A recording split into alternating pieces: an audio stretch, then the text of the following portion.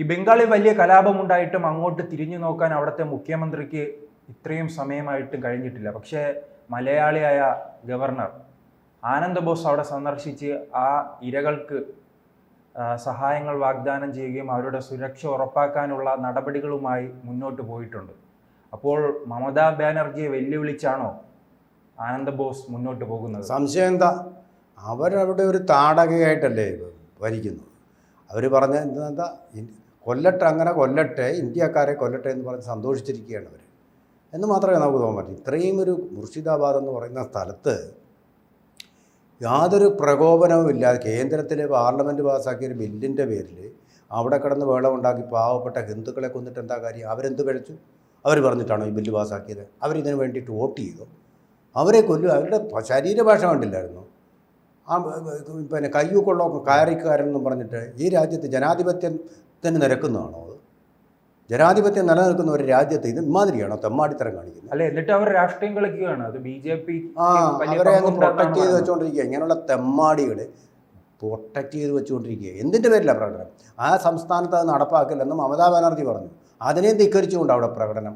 Parliament പാസ്സാക്കി എവിടെ വന്ന് പ്രകടനം നടത്തി ഹിന്ദുക്കളെ കൊല്ലുമോ? നാളെ ഇനിയും വരും ബില്ലുകൾ. നിങ്ങളപ്പോഴെല്ലാം ഹിന്ദുക്കളെ കൊല്ലുമോ? ഇതെന്താ കാര്യം? മുർഷിദാബാദിലെ ഭൂരിപക്ഷം മുസ്ലിങ്ങൾക്കാണ്. അപ്പോൾ അവിടെ കൂടുതൽ പേരും ബംഗ്ലാദേശിൽ നിന്ന് വന്നിട്ടുള്ളത്. ബംഗ്ലാദേശിൽ ഇറക്കുമതി ചെയ്യുക. ഇന്ത്യ ക്രൂഡ് ഓയിൽ വിദേശത്തു നിന്ന് ഇറക്കുമതി ചെയ്യുന്ന പോലെ മമതാ ബാനർജി എന്ന് പറയുന്ന ഈ മുഖ്യമന്ത്രി ബംഗ്ലാദേശിൽ നിന്ന് ആളുകളെ ഇറക്കുമതി ചെയ്ത് അവരുടെ വോട്ട് ബാങ്കായി സംരക്ഷിച്ച് നിർത്തുക. ബംഗാളിൻ്റെ അതിർത്തികളിലെല്ലാം BSF ഈ കമ്പിവേലി കെട്ടിയിട്ടുണ്ട് ഇങ്ങോട്ട് വിദേശികൾ കടക്കാതെ. പക്ഷേ 94% പ്രദേശത്തോടായി. പക്ഷേ ബംഗാളിലെ 6% സ്ഥലത്ത് അത് അനുവദിക്കുന്നില്ല മമതാ ബാനർജി. സ്ഥലം കൊടുക്കുന്നില്ല, സ്ഥലം വിട്ടു തരുന്നില്ല. എന്തിനാ? അവർക്ക് ഇങ്ങോട്ട് ആ ഗേറ്റ് വഴി കടന്നു വരാൻ വേണ്ടിയിട്ട്. ആവശ്യമുള്ളപ്പോൾ അവരെ ഇങ്ങോട്ട് കടത്തിക്കൊണ്ടുവന്ന് ബഹളങ്ങളുണ്ടാക്കാൻ. ഈ ബഹളം ഉണ്ടാക്കുന്ന ബംഗാളികളല്ല. ബംഗാളികൾ നല്ല തറവാടിത്തമുള്ളവരാണ്. ഭദ്രാലോക്, ടാഗോറിൻ്റെ, അതുപോലെ തന്നെ സ്വാമി വിവേകാനന്ദൻ്റെ, സ്വാമി പരമഹംസരുടെ ഒക്കെ പാരമ്പര്യം പേറുന്ന മഹിതമായ പാരമ്പര്യമുള്ളവരാണ് ബംഗാളിലെ ജനങ്ങളാണ്. സത്യജിത് റേഡിയൊക്കെ. പക്ഷേ ഇത് ഇറക്കുമതി ചെയ്യപ്പെട്ടവരാണെന്നേ. ബംഗ്ലാദേശ് യുദ്ധകാലത്തും അല്ലാതെ അതിർത്തി വരി കടന്നു വരികയും മമതാ ബാനർജി ഇറക്കുമതി ചെയ്യുന്ന ആൾക്കാരാണ് ഇവിടെ ഈ ബഹളം, ഇന്ത്യൻ സംസ്കാരത്തിന് നിരക്കാത്ത തരത്തിലുള്ള ബഹളം കാണിച്ചുകൊണ്ടിരിക്കുന്നത്. അതുണ്ട് ഇപ്പോഴും മാത്രമല്ല. രാമനവമിയുടെ ഘോഷയാത്ര നടക്കുമ്പോൾ, ഏതൊരു മതാഘോഷ ചടങ്ങ് നടക്കുമ്പോഴും ഹിന്ദുക്കൾ അവിടെ ഇരകളാണ്. സഹിച്ചുകൊണ്ട് അവിടുത്തെ ഹിന്ദുക്കൾക്ക് സുരക്ഷ നൽകണമെന്ന് ഗവർണറിന് പോലും തോന്നിയിട്ട് എന്തുകൊണ്ട് മമതാ ബാനർജിക്ക് തോന്നുന്നില്ല? അവർക്ക് തോന്നുന്നില്ല. കാരണം അവരുടെ വോട്ട് ബാങ്കിലുള്ള ആൾക്കാർ മാത്രം മതി അവർക്ക്. അല്ല, അവരെ സംരക്ഷിക്കാൻ യാതൊരു വിധമായിട്ടുള്ള ഒരു ഉദ്ദേശ്യവും അവർക്കില്ല. അവരെന്താ പറഞ്ഞത്? ഈ ബഹളമെല്ലാം ഉണ്ടാക്കിയത് BSFകാരാണ്. BSFകാരാണ് ഈ പ്രശ്നമെല്ലാം ഉണ്ടാക്കിയതെന്ന് അവർ പറയുന്നത്. നിങ്ങൾ എന്ത് മുഖ്യമന്ത്രിയാണ്? നിങ്ങളെ BSFകാർ ഇങ്ങനെ ബഹളം ഉണ്ടാക്കിക്കഴിഞ്ഞാൽ നിങ്ങളുടെ പോലീസിന് അവരെ പിടിച്ചുകൂടെ? തെളിവ് സഹിതം ചുണയുണ്ടെങ്കിൽ അറസ്റ്റ് ചെയ്യൂ. BSFകാർ ബഹളം ഉണ്ടാക്കിയെങ്കിൽ ക്രമസമാധാന നില എന്ന് പറയുന്നത് നിങ്ങളുടെ ചുമതലയിലുള്ള വിഷയമാണ്. അങ്ങനെ കേന്ദ്രമായാലും ശരി, ആരായാലും ശരി, അവരെ നിങ്ങൾ അറസ്റ്റ് ചെയ്യണം. അപ്പോൾ അറസ്റ്റ് ചെയ്യണം. കോടതിയിൽ തെളിവ് സഹിതം ഹാജരാക്കണം അവരെ. എന്താ ചെയ്യാത്തത്? നിങ്ങൾ കേന്ദ്രമാണെന്ന് പറയുന്നത് നിങ്ങളുടെ കഴിവുകേടാണ്. ഇവിടെ ഇവരെ നിലയ്ക്ക് നിർത്താനുള്ള നിങ്ങളുടെ കഴിവുകേട് ഒന്നുകിൽ നമ്പർ 1. അല്ലെന്നുണ്ടെങ്കിൽ നിങ്ങൾ ഈ കുടിയേറ്റക്കാരായ ക്രിമിനലുകളായിട്ടുള്ള ബംഗ്ലാദേശികളെ പ്രോത്സാഹിപ്പിക്കുകയാണ് അവരുടെ വോട്ട് കിട്ടാൻ വേണ്ടിയിട്ട്. ഈ CPMൻ്റെ പാർട്ടി സമ്മേളനത്തിൽ അവർ കൃത്യമായി വിലയിരുത്തിയിരുന്നു. ഈ ബംഗ്ലാദേശിൽ നിന്നുള്ളവർ വലിയ രീതിയിൽ ബംഗാളിൽ കടന്നു കയറുന്നുണ്ട്. ബംഗാളിൽ മുൻകാലങ്ങളെ അപേക്ഷിച്ച് വലിയ രീതിയിൽ ഈ ന്യൂനപക്ഷ തീവ്രവാദം, വർഗീയത വളരുന്നതായുള്ള വിലയിരുത്തലും ഉണ്ടായിരുന്നു. അപ്പോൾ പൊതുവെ ബംഗാളിൽ അങ്ങനെ ഒരു സംസാരമുണ്ട്, ഈ മുസ്ലിം തീവ്രവാദം ആ പ്രദേശത്ത് വളരുന്നുവെന്ന്. അതിലെന്തെങ്കിലും വാസ്തവമുണ്ടോ? ഇതെന്ത് ന്യൂനപക്ഷ തീവ്രവാദം? മുർഷിദാബാദിൽ ഭൂരിപക്ഷമാണ് മുസ്ലിങ്ങൾ. അവരുടെ തീവ്രവാദമാണ് നമ്മൾ കണ്ടത്. അവരെവിടെ ഭൂരിപക്ഷം ബംഗാളിലുണ്ടോ, മറ്റു സ്ഥലങ്ങളിലല്ല ഞാൻ പറയുന്നു. ഉത്തർപ്രദേശിലുണ്ടല്ലോ, അവിടെ ഇത്രമാത്രം ബഹളം ഉണ്ടാവാറില്ല. അവിടെ എവിടെ പോപ്പുലേഷൻ അവർക്ക് കൂടുതലുണ്ടോ, 24 പർഗാനാസ് ജില്ല, അവിടെ ഇത് തന്നെയാണ് സ്ഥിതി. അവിടെയും ബഹളം ഉണ്ടായി. ഹിന്ദുക്കൾ പീഡിപ്പിക്കപ്പെട്ടു, അവരുടെ വീടുകളിൽ നിറക്കിവിടപ്പെട്ടു. അഭയാർത്ഥി ക്യാമ്പുകളിൽ, ഇന്ത്യ എന്ന് പറയുന്ന അവരുടെ മാതൃരാജ്യത്ത് അഭയാർത്ഥി ക്യാമ്പിൽ ജീവിക്കേണ്ട അവസരം വന്നു. അവർ റോഹിംഗ്യൻ ബുദ്ധന്മാരായിട്ട് റോഹിംഗ്യൻ മുസ്ലിങ്ങളായിട്ട് ഇന്ത്യയിലേക്ക് കടന്നു വന്നവരല്ല, വെള്ളപ്പൊക്കത്തിൽ ഒലിച്ചു വന്നവരല്ല. ഈ നാടിൻ്റെ ചരിത്രവുമായിട്ട് അഭേദ്യമായിട്ടുള്ള ബന്ധമുള്ള ആൾക്കാരാണ്. അവരാണിന്ന് അഭയാർത്ഥി ക്യാമ്പുകളിൽ കഴിയുന്നത്. കാശ്മീരിലെ പണ്ഡിറ്റുകൾക്ക് ഡൽഹിയിലുള്ള അഭയാർത്ഥി ക്യാമ്പുകളിൽ കഴിയേണ്ടി വന്നതുപോലെ എന്ത് ക്രൂരമായിട്ടുള്ള നീതിയാണിത്. ഇവരെവിടെ അങ്ങോട്ട് പോകും? പാകിസ്ഥാനിലേക്ക് പോകാൻ പറ്റുമോ?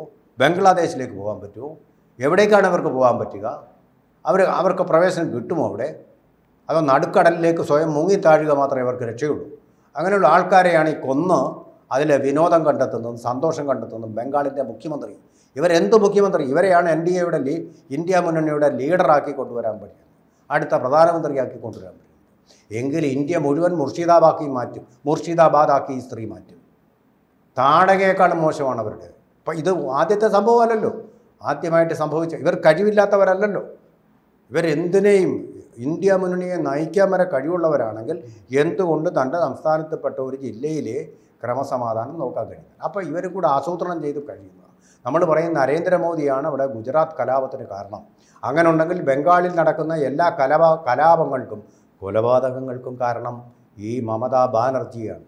ഈ മമതാ ബാനർജിയെ പൊക്കിക്കൊണ്ട് നടക്കുന്നതും കുടിയേറ്റക്കാരായിട്ടുള്ള ക്രിമിനലുകളാണ്. അവർ ഈ ഇന്ത്യ മുന്നണിയുടെ കാര്യം സൂചിപ്പിച്ചത് കൊണ്ടാണ് രാഹുൽ ഗാന്ധിയിൽ അറിഞ്ഞിട്ടുണ്ടോ അവിടുത്തെ കലാപം? അതെ. മങ്ങളും പെങ്ങളും കൂടെ ഒരു സന്ദർശനമൊക്കെ നടത്താറുണ്ടല്ലോ. വേറെ ഹിന്ദുക്കളല്ല മുസ്ലിങ്ങളാണ് കൊല്ലപ്പെടുന്നതെങ്കിൽ സന്ദർശനമുണ്ട്. അത് ഈ ഹിന്ദുക്കൾ ഈ ദേശദ്രോഹികളാണ്. അവിടെ ഹിന്ദുക്കൾ ദേശദ്രോഹികളാണോ ആയതുകൊണ്ടാണോ അവരെ കൊല്ലുന്നത് എനിക്കറിയില്ല. പക്ഷേ അപ്പം നോക്കൂ, ഭൂരിപക്ഷം ന്യൂനപക്ഷത്തിന് മേലടിച്ചമർന്ന മറ്റെല്ലാ സ്ഥലങ്ങളിലും ഏതാനും ചില പോക്കറ്റുകളിൽ ഒഴിച്ച് ബാക്കി എല്ലാ സ്ഥലങ്ങളിലും ഹിന്ദുക്കളാണല്ലോ ഭൂരിപക്ഷം. എന്ത് അക്രമം അവിടെ നടന്നുകൊണ്ടിരിക്കുന്നത്? എന്തെങ്കിലും നടക്കുന്നുണ്ടോ? അപ്പോൾ ഹിന്ദുക്കൾ ഭൂരിപക്ഷമുള്ളിടത്ത് മാത്രമാണ് സമാധാനം നേടാൻ വാഴുന്നത്. അത് സനാതന ധർമ്മത്തിൻ്റെ ഭാഗമാണ്. അത് പറയുമ്പോൾ ആരും നെറ്റി ചുളിക്കേണ്ട കാര്യമില്ല. അതിനെ കുഷ്ഠരോഗമെന്ന് വിളിച്ചിട്ട് നിഷേധിക്കാനും പറ്റാത്ത സത്യമാണത്. ന്യൂനപക്ഷത്തിൻ്റെ സുരക്ഷിതത്വം ഇവിടുത്തെ സനാതന ധർമ്മത്തിൻ്റെ ഏറ്റവും വലിയ സംഭാവനയാണ്.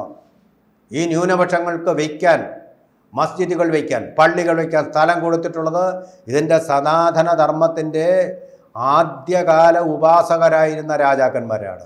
നിഷേധിക്കാൻ പറ്റുമോ? ചരിത്രത്തിൽ അത് മായ്ച്ചു കളയാൻ പറ്റുമോ? അതാണ് സനാതന സംസ്കാരം എന്ന് പറയുന്നത്.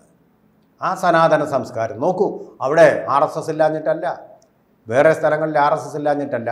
ഈ മുസ്ലിം സഹോദരങ്ങൾക്ക് എന്തെങ്കിലും പോറലേറ്റിട്ടുണ്ടോ? നിങ്ങൾ നോക്കൂ, ബംഗ്ലാദേശിൽ മാടുകളെ കൊല്ലുന്ന പോലല്ലേ ഹിന്ദുക്കളെ, അതുപോലെ തന്നെ ക്രിസ്ത്യാനികളെ, ബുദ്ധമതക്കാരെ, ജൈനന്മാരെ എല്ലാം കൊന്നുകൊണ്ടിരിക്കുന്നത്. പാമ്പ്ളാനി അച്ഛനും മറ്റച്ഛന്മാർക്കും ഒരു പരാതിയില്ലല്ലോ. പള്ളികൾ നശിപ്പിച്ചുകൊണ്ട് ക്രിസ്ത്യാനികളെ കൊല്ലും. പാമ്പ്ളാനി അച്ഛനിവിടെ അതിനെപ്പറ്റി പറയാതെ. ക്രൈസ്തവ സഭയുടെ ഭാഗങ്ങളല്ലേ അവരും. അപ്പോൾ ഇതാണ് നടന്നുകൊണ്ടിരിക്കുന്നത്. ഹിന്ദുക്കളെ കൊല്ലുമ്പോൾ ആർക്കും അതൊരു പ്രശ്നമല്ല, അത് ഹിന്ദുക്കളുടെ മാത്രം പ്രശ്നമാണ്. അതേസമയം ഏതെങ്കിലും ഒരു തരത്തിലൊരു കൊല്ലണ്ട ഏതെങ്കിലും തരത്തിലൊരു തർക്കപ്രശ്നം ഉണ്ടായിക്കഴിഞ്ഞാൽ ഉടനെ ഹിന്ദുക്കളുടെ ഫാഷിസമാണ്. അത് മറ്റു മതങ്ങളെ ഇന്ത്യയിൽ നിന്ന് ഇല്ലാതാക്കാൻ. നിങ്ങൾ ഈ കള്ളം കൊണ്ട് എത്ര നാൾ കഴിഞ്ഞുകൂടും? ഇപ്പോൾ തന്നെ സത്യം അറിഞ്ഞു വരികയാണ് ജനങ്ങൾ. BJP ന്യൂനപക്ഷങ്ങൾക്കെതിരെയുള്ള സംഘടനയല്ല എന്ന് പറഞ്ഞുകൊണ്ട് ന്യൂനപക്ഷങ്ങൾ തന്നെ അതിലേക്ക് വരികയാണ്. അവരുടെ നയങ്ങളെ പിന്തുണയ്ക്കുകയാണ്. വഖഫിൽ തന്നെ ബോറ വിഭാഗത്തിൽപ്പെട്ട, ഷിയ വിഭാഗത്തിൽപ്പെട്ട എത്രയോ മുസ്ലിം സ്ത്രീകൾ, പാവപ്പെട്ട മുസ്ലിങ്ങളെല്ലാം പിന്തുണച്ചുകൊണ്ടിരിക്കുകയാണ്. അപ്പോൾ ഈ സവർണ മുസ്ലിങ്ങൾ അവർക്കാണിത് പ്രശ്നമായിട്ടുള്ളത്. അതുപോലെ തന്നെയാണ് കാര്യങ്ങളിപ്പോൾ മുന്നോട്ട് നീങ്ങിക്കൊണ്ടിരിക്കുന്നത്. ഒരു സമുദായത്തിലെ സവർണ വിഭാഗങ്ങൾ മാത്രമാണ്, ഇതര സമുദായങ്ങളിലെ സവർണ വിഭാഗങ്ങൾ മാത്രമാണ്. അവിടെയുണ്ട് സവർണത, രണ്ട് പക്ഷം അവിടെയുണ്ട്. അപ്പോൾ അവർ മാത്രമാണ് BJPയെ എതിർത്തുകൊണ്ടിരിക്കുന്നത്.